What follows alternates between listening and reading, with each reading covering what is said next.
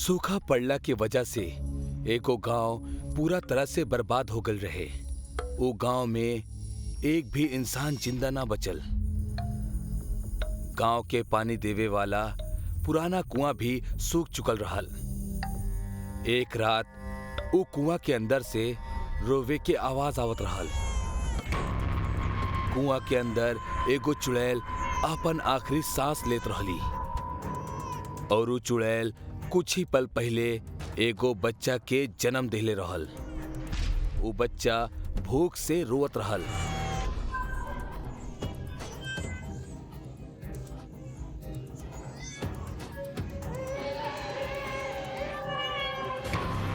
पर चुड़ैल ओकरा दूध ना पिला सकत रहली, काहे कि भूख के कारण वो मरे वाला रहली।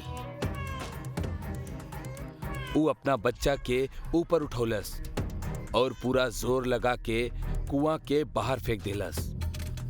वो बच्चा कुआं के बाहर जमीन पे गिरल, पर वो बच गई। हम अब जिंदा ना बचब, लेकिन हमरा के वचन दे कि तू हमार बदला जरूर लेबा। भूखा शैतान बन के सबके खा जाइबा।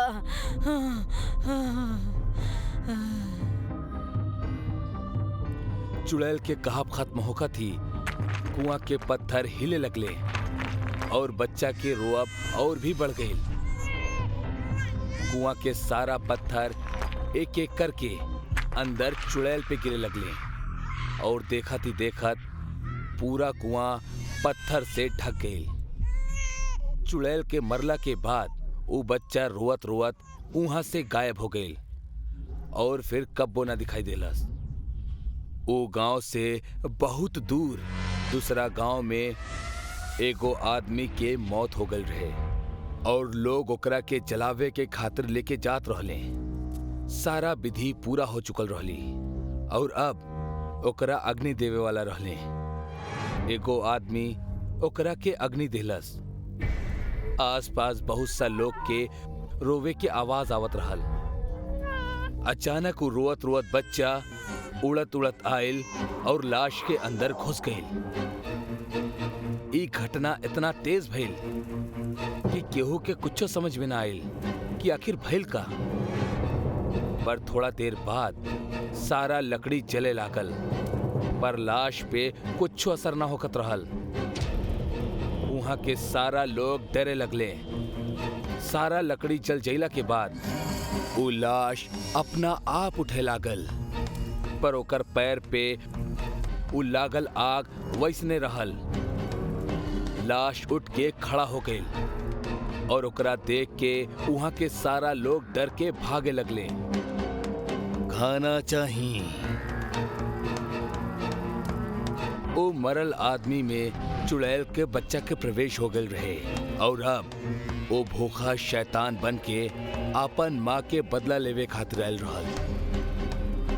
वो शैतान जला लकड़ी के खा लेहलस और वो अब केहू इंसान के खाए खातिर भागे लागल। वो एगो आदमी के पकड़ के उठौलस और अपना पैर के आग से ओकरा जलावे लागल। ओकर शरीर पूरा तरह से जल जइला के बाद शैतान ओकरा खा लेहलस।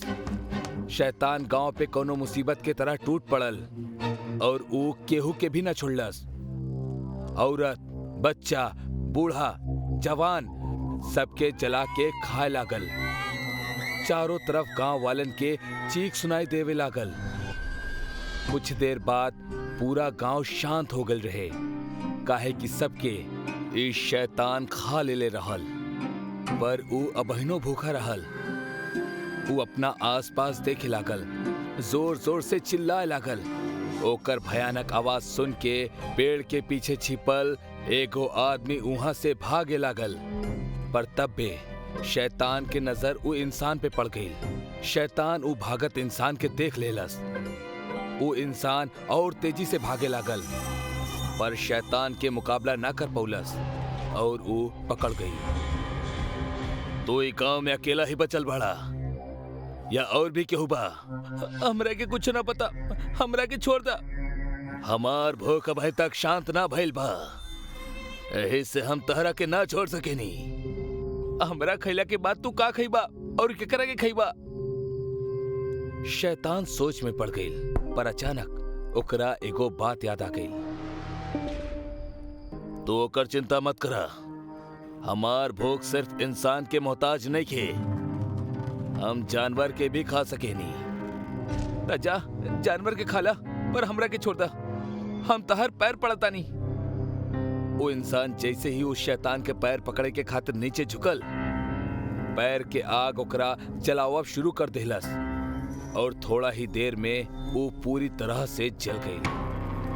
मूर्ख इंसान, खुद ही हमार आग से जल गई। शैतान वो इंसान के भी खा लेलस, पर ओकर भूख अब अभी तक शांत ना भइल रहे और खाना चाहिए। इंसान के खैला के बाद वो शैतान अब खेत की तरफ बढ़े लागल। वो सारा खेत में आग लगा देहलस, जेमें बहुत सा पेड़ और जानवर जल गईले। वो सब के खा गईल, पर फिर भी ओकर भूख शांत ना होखत रहल। ऐसन करत करत वो शैतान सारा गांव खा गईल। जमीन पूरा तरह से जल गल रहे। इतना में एगो गाड़ी आके उस शैतान के सामने रुक गई। ओमे से एगो लड़का उतरलस और डर के निगाह से उस शैतान के देखे लागल। ताऊजी, ई आपके का हो गइल बा? हमरा तो आपके मरे के खबर दिहल गल रहे, लेकिन आप तो और खाना। शैतान की आवाज सुन के लड़का बहुत डर गई और पीछे जा लागल। आपके आवाज तो ऐसा ना रहे और आपके पैर जल रहा बा। हमार पास आवा। लड़का भागे लागल, पर उस शैतान ओकरा पकड़ लेलस और आग से जलावे लागल। लड़का के चिल्लाए के आवाज दूर दूर तक गूंजत रहल। शैतान ओकरा खा गई। लड़का के खैला के बाद ओकर नजर ओके गाड़ी पे पड़ल। वो गाड़ी पे छलांग लगौलस और गाड़ी के जलावे लागल। जैसे ही गाड़ी में आग पकड़लस, थोड़ा ही देर में गाड़ी फट गई। गाड़ी के साथ साथ शैतान के शरीर के भी टुकड़ा टुकड़ा हो गई और वो बच्चा वो शरीर से बाहर आ गई।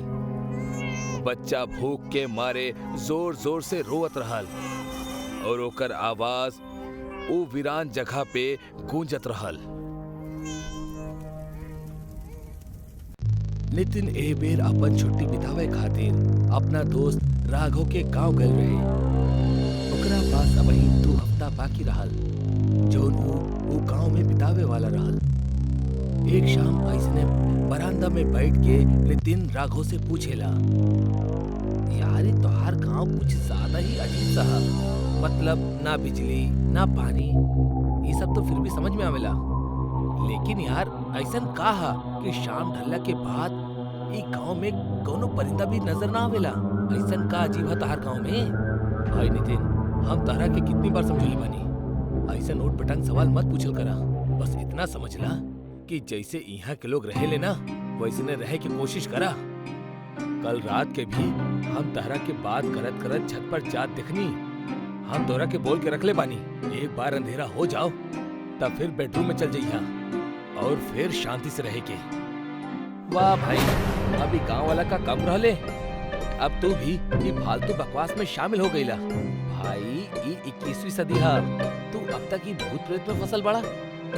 देखा नितिन, हम तोहरा के पहले भी बोलले बानी और अब भी बोलब, अगर अपन सलामती चाहेला तब जब तक तू गांव में बड़ा सावधान और सतर्क रहिया।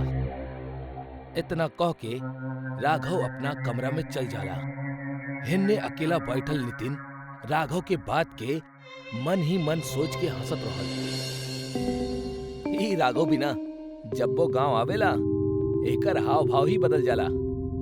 वैसे ई सब बेवकूफ बाड़े, लेकिन हम इनकर तरह डरे वाला में से नहीं खे। अरे जौन चीज होखबे ना करीले ओकरा चक्कर में हम अपन आजादी काहे के छोड़ी। नितिन के राघव के बात पे जरा भी यकीन न रहल और ना ओकर मन में कोनो डर रहल। लेकिन जैसन की एगो कहावत प्रचलित था, कई बेरी डरल जरूरी भी होखेला, काहे कि कई दफा ये आपके मौत और भयानक तबाही से बचा भी सकेला। आज के रात नितिन के सामना भी कुछ ऐसन ही खौफनाक सच्चाई से होके वाला रहल, जैसे टकराइला के बाद इंसान वापस न लौटेला। रात के खाना खाइला के बाद सब अपन अपन कमरा में सुते चल जाले। धीरे धीरे रात और काली होकर जात रहे। इहे बीच नितिन के ओकर गर्लफ्रेंड के कॉल आवेला। हेलो अंजलि, कैसन बाड़ू? लेकिन तब भी ओकर कमरा में सिग्नल वीक पड़ जाला, जैसे वो घर से बाहर आ जाला। ओकर फोन के सिग्नल अभी भी वीक ही रहल। यही से वो गांव के सुनसान इलाका में सिग्नल तलाशे खातिर आगे बढ़े लागल। जैसे जैसे वो आगे बढ़त रहल, सिग्नल स्ट्रांग होकर रहे और अब वो अच्छा तरह बात कर पावत रहे। बात करत करत एगो लंबा वक्त गुजर गई।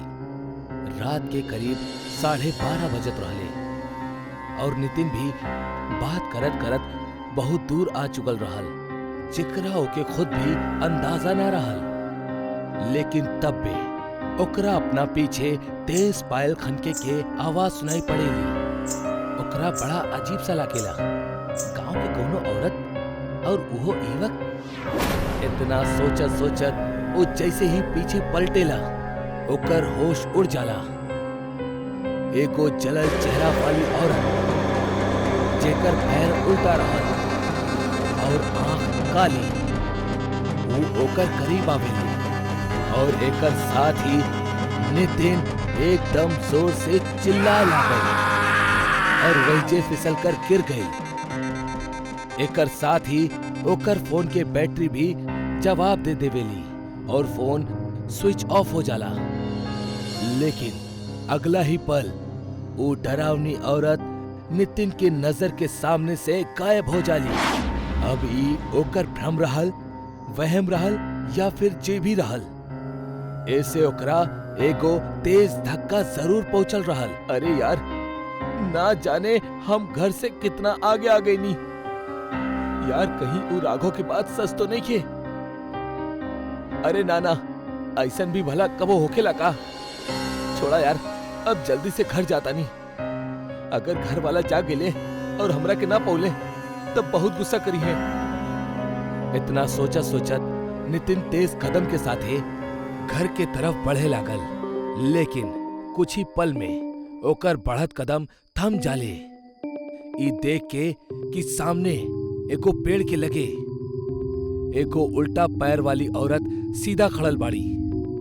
भले वहां पूरा अंधेरा रहल, लेकिन चांद के रोशनी में नितिन के वो उल्टा पैर साफ साफ नजर आवत रहले, जौन वो औरत की रहल।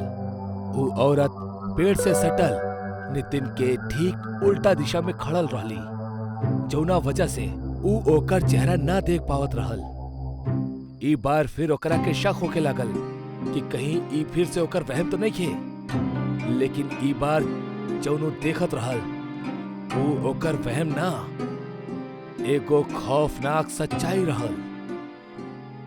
एकरा बाद वो वापस पीछे मुड़ जाला और अपन रास्ता बदल देवेला और दूसरा रास्ता से घर के तरफ जाए लागल।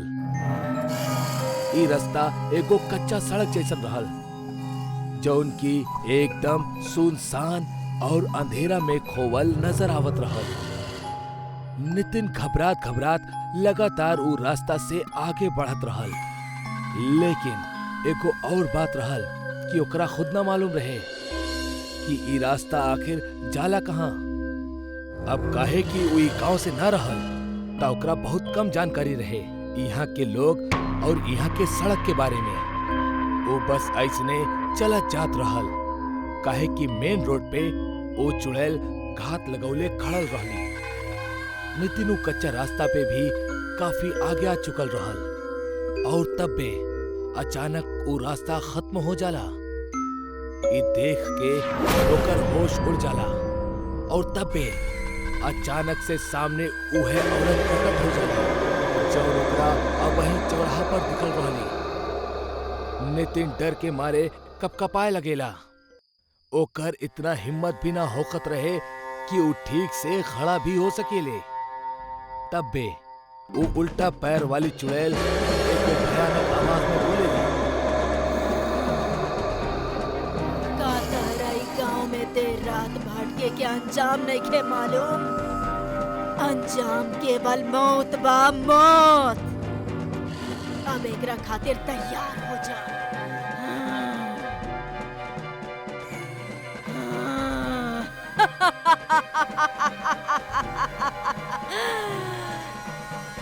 एकरा बाद वो चुड़ैल नितिन के पैर पकड़ के ओकरा जंगल के रास्ता पे खींचे लगेली।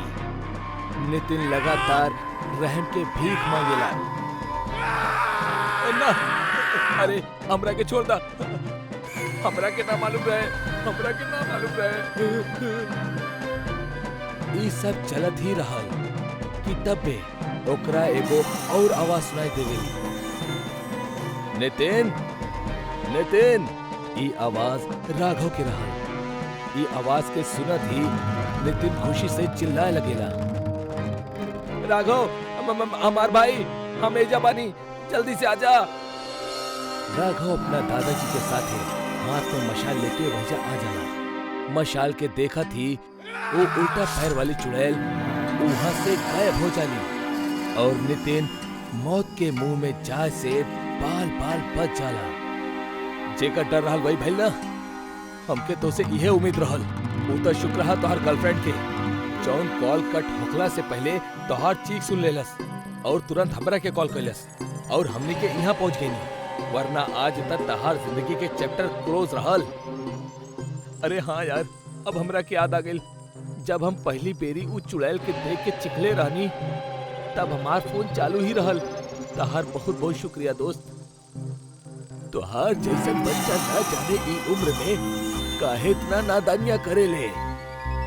जब तोके बोलल गइल हा कि एगो उल्टा पैर वाली चुड़ैल ई गांव में हर रात घूमेली और जवान पैर के तलाश में होकेली, तब तोके ओकर खौफ होके के चाही।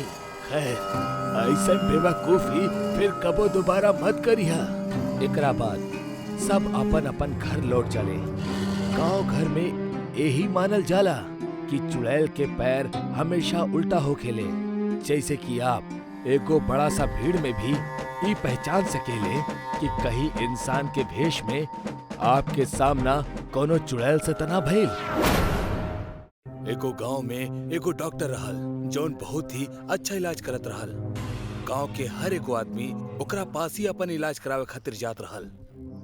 गांव में ओकर एगो छोटा सा क्लिनिक रहल। एक दिन भोजा नाम के एगो आदमी अपना बीवी के जख्मी हालत में डॉक्टर के क्लिनिक पे लेके आयल। ओकरा बीवी के एक्सीडेंट होखला के कारण बहुत खून बहत रहल और वो मरे के कगार पे रहल। डॉक्टर साहब, हमार बीवी के बचा ली, बहुत खून बहाता होकर। का भइल रखे, इतना खून काहे बहाता? साहब, हमने कुछ सामान खरीदे के खातिर मार्केट जात रहनी, तब्बे पीछे से एगो गाड़ी बहुत तेजी से आयल और हमने दोनों से टकरा गइल। हमरा ज्यादा चोट तो ना आयल, पर एकर बहुत खून बह लागल। यही से हम जल्दी से एकरा आपके पास लेके आ गई। आप कुछ करी डॉक्टर साहब, कुछ करी प्लीज। अरे अरे, तू शांत हो जा और रोल बंद करा, हम देखा तानी। डॉक्टर भोजा के बीवी के इलाज करब शुरू कर देले। भोजा बहुत ही घबराइल रहल।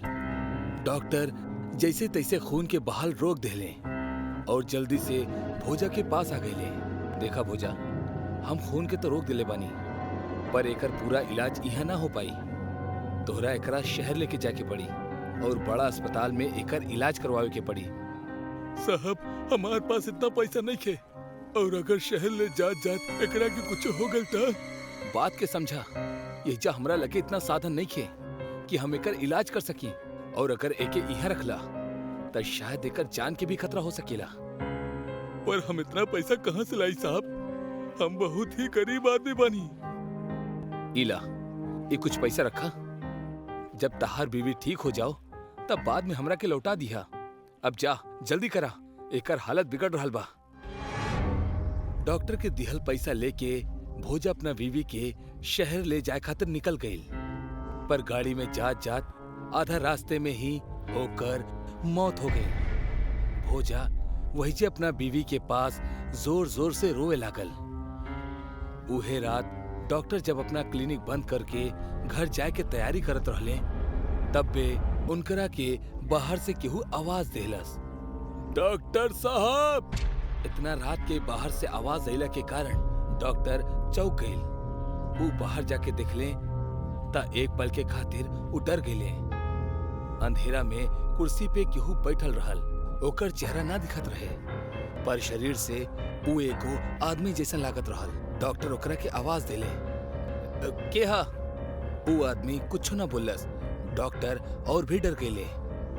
डर के वजह से वो 2 कदम पीछे चल गए। हम पूछा तानी के बा वहां, का चाहिए तोरा? अगर तू चोरी की इरादा से आयल बाड़ा तो चला जा यहाँ से, वरना हम पुलिस के बुला ले हब। अचानक उस शांति के चीरत चीरत एगो आवाज आई, हम चोर ना भोजा हई। भोजा तू बड़ा? अरे हम तो डर ही गल रहनी, लेकिन तू यहाँ का कर रहल बड़ा? तहार बीवी कैसन बड़ी? हमार बीवी मर गई साहब। अरे परी भइल कैसे? तू तो ओकरा शहर लेके गल रहला ना? भोजा एकदम से उठल और चिल्लात हुए डॉक्टर के सामने गइल, शहर तक ना पहुंच पाइलू, रास्ता में ही दम तोड़ देहलसु बेचारी, और इस सब तहरा वजह से भइल बा। भोजा गुस्सा से पागल होत रहल, ओकर दिमाग पे खून सवार रहल। भोजा तू शांति से बैठ जा, फिर बात करल जाई, और हमरा पे इल्जाम लगाओ बंद करा। एमे हमार कोनो गलती नहीं है। डॉक्टर, तहार वजह से हमार बीवी मर गई। अगर तू यहाँ ओकर इलाज कर देले होई तब वो आज जिंदा होकर। एगो मामूली सा जान ना बचा सकल त का फायदा ऐसा अस्पताल के? ऐसन बात ना हा, हम तरह से कहले रानी कि यही सारा उपकरण नहीं खे, और ओकर बिना। चुप, एकदम चुप।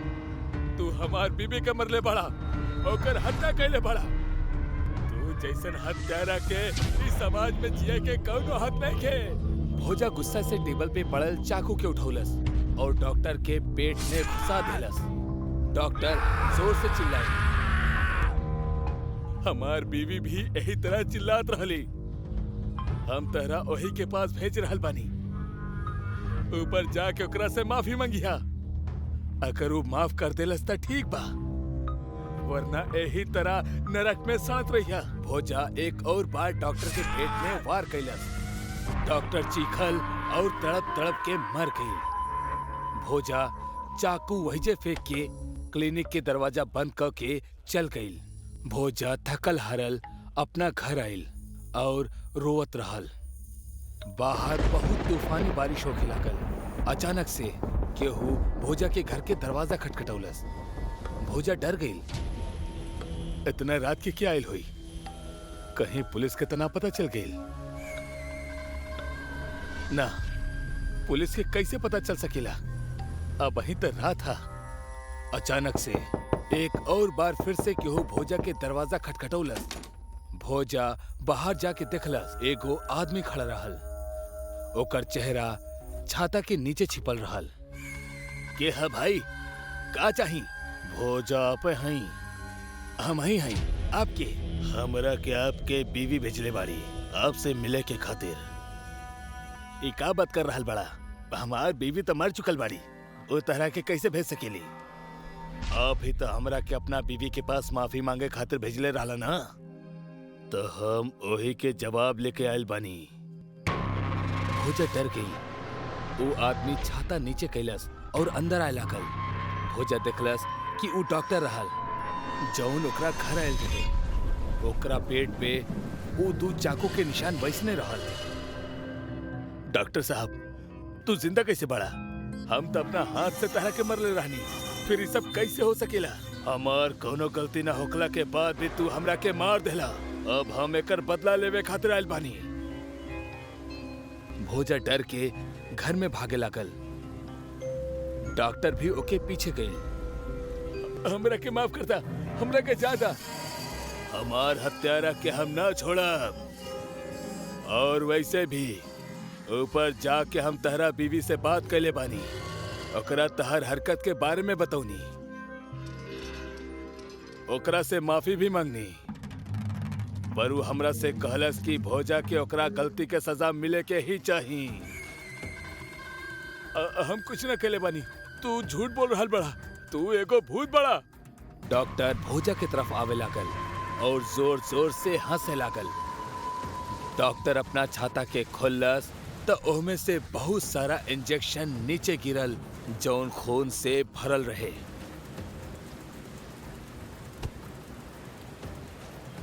अब है तहार गंदा और गलत दिमाग के इलाज करतानी हम। तहार बीवी ऊपर तहरा इंतजार कर रहल बाड़ी और हम तहरा ओकरा पास ले जाए खातिर आइल बानी। ना ना, हमरा के माफ करता। डॉक्टर नीचे पड़ल इंजेक्शन में से एगो इंजेक्शन उठौलस और भोजा के गले में घुसा देहलस। डॉक्टर पूरा के पूरा खून ओकरा गला में छोड़ देहलस और इंजेक्शन वापस ना निकललस। भोजा दर्द के वजह से जोर से चिल्लाई और नीचे गिरे लागल। जहां डॉक्टर इंजेक्शन मरले रहल, भोजा के ऊ जगह नीली पड़ गई। एक एक क के डॉक्टर सारा इंजेक्शन भोजा के शरीर में लगा दिलस। भोजा के पूरा शरीर धीरे धीरे नीला पड़े लागल और नीचे गिर के थर थर कांपे लागल। भोजा के ऐसा देख के डॉक्टर बहुत खुश होत रहल।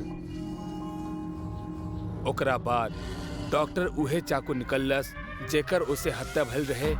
डॉक्टर उहे चाकू भोजा के पेट में घुसा देहलस और ओकर अतड़ी बाहर निकाल लेलस। भोजा दर्द के मारे चिल्लाए लागल और थोड़ा ही देर में ओकर मौत हो गई। आज के बाद अगर केहू डॉक्टर पे बिना वजह हाथ उठौलस तो हम ओकर इलाज यही तरह से करब। भोजा, चल अपना बीवी के लगे, वो तहरा के मिले खातिर तरस रहल बड़ी। डॉक्टर भोजा के लाश के उठौलस और वहां से निकल गई। रीमा और सोम ई दू चोर रात के समय गांव-गांव घूम के चोरिया करत रहले। दोनों के एमे बहुत मजा आवत रहल। एक रात ऐसे ही चोरी करे के इरादा से रीमा और सोम एक गांव में आ पहुंचले। दोनों एक पेड़ के नीचे बैठ के गांव के देखे लगले। गांव दिखे में छोटा रहल, पर घर बहुत अच्छा और बड़ा रहल। देख रहल बड़ू रीमा, गांव के सब लोग बहुत पैसा वाला दिख रहल बड़े। ये गांव तो हमनी के एक ही रात में अमीर बना दी। लेकिन ये अमीर लोग बहुत चालाक हो खेले, इनकर घर में चोरी कैल आसान ना हुई। अरे तू ओकर चिंता मत करा, हमरा लगे एगो तरकीब बा। ई गांव के अमीर लोग बहुत डरपोक हो खेले। हमनी इनकरा के नकली चुड़ैल बन के डरावल जाई और फिर लूट लिहल जाई। ई तो बहुत अच्छा आइडिया बा। अब इनका नकली चुड़ैल से क्यों ना बच।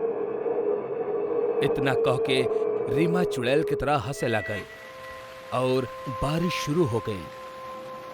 गांव में गुरुनाथ नाम के एगो आदमी अपना बीवी के साथ रहत रहे। वो बहुत अमीर ना रहे, पर पैसन के कोनो कमी भी ना रहे। वो रात वो दोनों घर में गप्पा लड़ावत रहले। तब बे घर के लाइट चल गई। अरे ई का, तू यही रुका, हम देख के आवत आनी। शायद बारिश की वजह से चल गई होगी।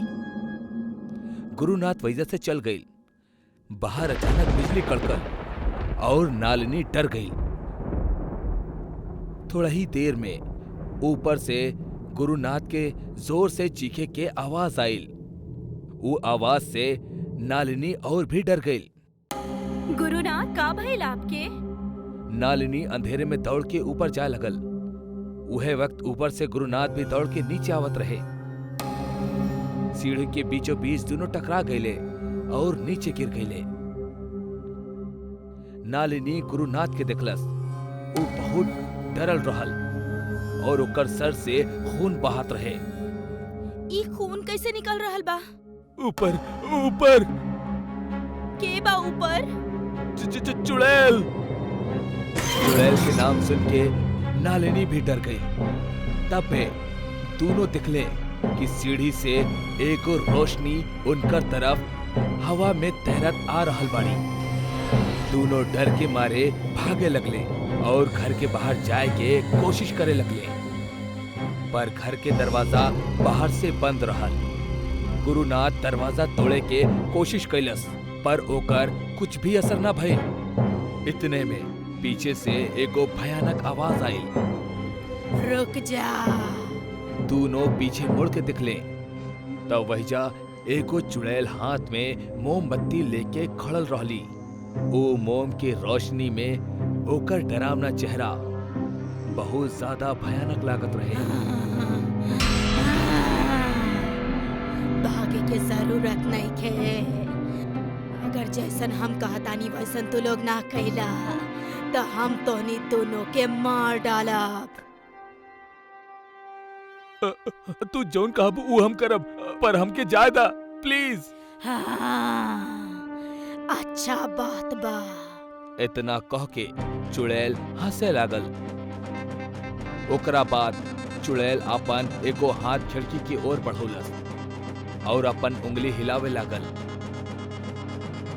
जैसे ही चुड़ैल उंगली हिलौलस, एगो बड़ा सा बैग खिड़की से उड़कर अंदर आ गई और चुड़ैल के सामने जमीन पे गिर गई। ये देख के गुरुनाथ और नालिनी बहुत ज्यादा डर गईले। तोहनी के सारा पैसा और सामान लेके ई बैग में डाल दो। दोनों एक दूसरे के तरफ देख के सोचे लगले। उतने में चुड़ैल चिल्लाए लगल, जल्दी करा ना तो आग से तोहनी दोनों के जला दे। गुरुनाथ जाके बैग के उठौलस और भागत भागत पैसा लेवे चल गए। चुड़ैल वहीचे खड़ा रह के नालिनी के घूरत रहे। नालिनी चुड़ैल के ऊ भयानक चेहरा के देख के डरत रहली। अचानक खिड़की से जोर के हवा आयल और चुड़ैल के साड़ी उड़े लागल। नालिनी की नजर चुड़ैल के पैर पे गई। वो देखलस कि चुड़ैल साड़ी के अंदर जीन्स पहनले बाड़ी। नालिनी के चुड़ैल पर शक होखे लागल। ई चुड़ैल तो कोनो लड़की लागेली जे चोरी के इरादा से जाए बाड़ी। हमरा ई बात गुरुनाथ के बतावे के होई। नालिनी चुपके से अपन चप्पल उतरलस और वो मोमबत्ती पे दे मरलस। एकर वजह से मोमबत्ती बुझ गई और घर में अंधेरा हो गई। अंधेरा होखत ही नालिनी गुरुनाथ की तरफ भागे लगल।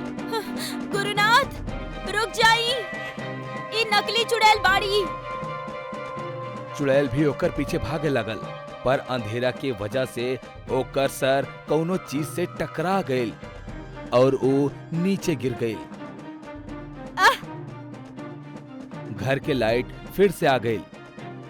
चुड़ैल के आवाज सुन के गुरुनाथ और नालिनी ओकर पास आइले। चुड़ैल जमीन पे चुपचाप पड़ल रहे और अब साड़ी के अंदर के जीन्स साफ नजर आवत रहल। अरे ई त नकली चुड़ैल ह, त ई ऊ बैग कैसे हवा में उड़ौलस? चुड़ैल की आवाज सुन के सोम घर के दरवाजा खोल के अंदर आ गई और सीधा जाके चुड़ैल के पास बैठ गई। रीमा, तू ठीक था बाड़ू? का भइल तोरा? अच्छा, मतलब तू भी एकरा साथ बड़ा। हम अब पुलिस के बुला के तू दोनों के अंदर करवाओ तानी। जैसे ही गुरुनाथ फोन के तरफ बढ़ल, बाहर जोर से बिजली कड़कल और चुड़ैल गुरुनाथ के पैर पकड़ लेहलस। गुरुनाथ एकदम से चौंक गई। चुड़ैल के शरीर धीरे धीरे हवा में उड़े लागल। ई देख के नालिनी और गुरुनाथ के साथ साथ सोम भी डर गईल। काहे कि ओकरा पता रहल कि साड़ी के अंदर त रीमा रहल। अरे ई का हो रहल है? ई त आम लड़की बाड़ी जे नकली चुड़ैल बनले रहली। रीमा? चुड़ैल हवा में खड़ा हो गई। कौनो रीमा नहीं खे यहाँ।